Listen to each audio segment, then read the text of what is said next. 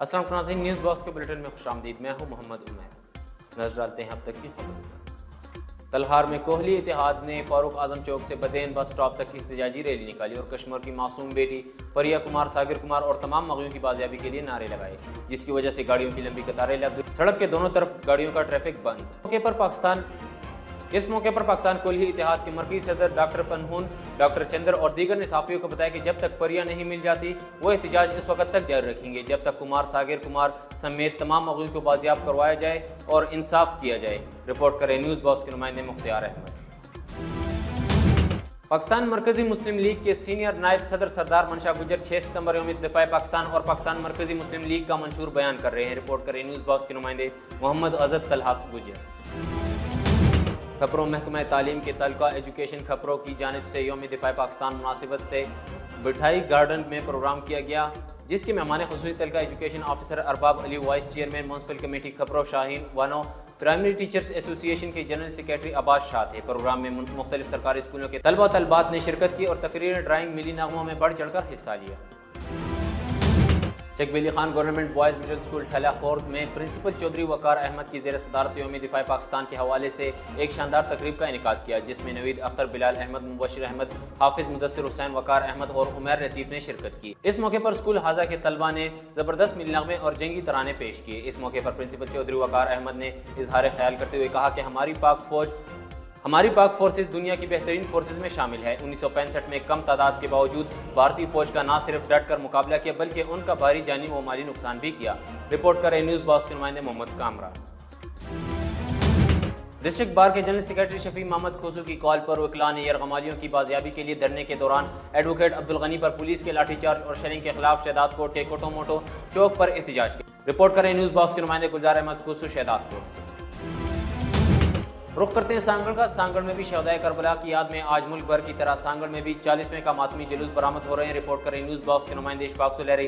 جی اشفاق سلیری، آگاہ کیجیے گا۔ کربلا کے میں شہید ہونے والے حضرت امام حسین علیہ السلام اور ان کے جو ساتھیوں کی جو تعلیم کے حوالے سے آج پورے ملک کی طرح سانگڑ میں بھی جو ماتمی جلوس نکالنے کا جو سلسلہ جاری ہو چکا ہے۔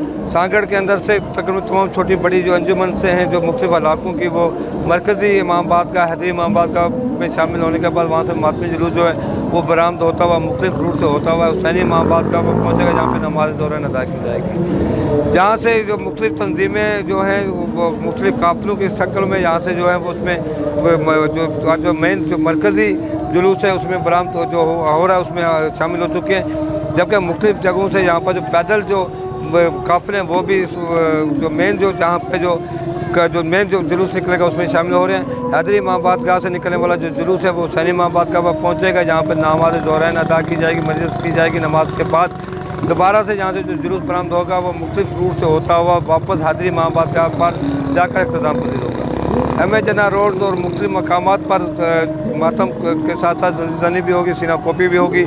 سیکورٹی کی اگر بات کر لی جاتی ہے تو اس وقت 2500 سے زیادہ پولیس اہلکار جو ہے سانگڑ کے مختلف علاقوں کے اندر، جن میں سانگڑ، جوہل، سنجور اور شاہ پور جا کر کھپرو، جہاں دیگر جو چھوٹے بڑے شہروں سے جو برآمدی جلوس ہو رہے ہیں ان کے ساتھ تعینات کیے گئے ہیں، تو جبکہ 400 سے زیادہ ریجنس اہلکار بھی ہیں۔ اس وقت مختلف اداروں کی جانب سے، قانون نافذ کرنے والے اداروں میں کی جانب سے اور ڈپٹی کمشنر آفس اور ایس ایس پی اور دیگر اداروں کے اندر اس کی لمحہ بہ لمحہ پورے ضلع میں نکلنے والے ماتمی جلوسوں کی مانیٹرنگ بھی کی جا رہی ہے۔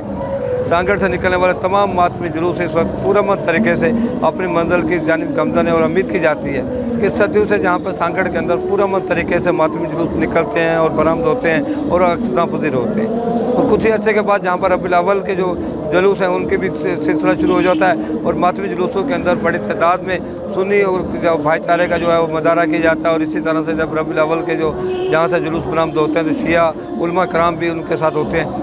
بھائی چارے کا جو سلسلہ سانگڑ کے اندر پرامن طریقے سے اور امن طریقے سے یہاں پہ جاری ہے، یہ ایک عرصے جاری ہے، اور امید کی جا رہی ہے کہ آج کا ماتمی جلوس جو ہے پرامن طریقے سے جہاں پہ برآمد ہونے کے بعد اختتام پذیر ہوگا۔ گرمی کی بات کر لیجیے تو گرمی انتہائی شدید گرمی ہے، اور اس کے باوجود جہاں پر مختلف مقامات پر سبیل اور لنگر کا اہتمام بھی کیا گیا ہے، اور میڈیکل کیمپ بھی لگائے گئے ہیں، اور جگہ جگہ صفائی کا جو انتظام ہے اس کو بہتر کیا گیا، داخل اور خارجی راستوں کو سیل کر دیا گیا ہے۔ جی نیوز باکس کے نیوز اسٹوڈیو سے فی الوقت اتنا ہی۔ مزید خبروں سے باخبر رہنے کے لیے دیکھتے رہیے نیوز باکس۔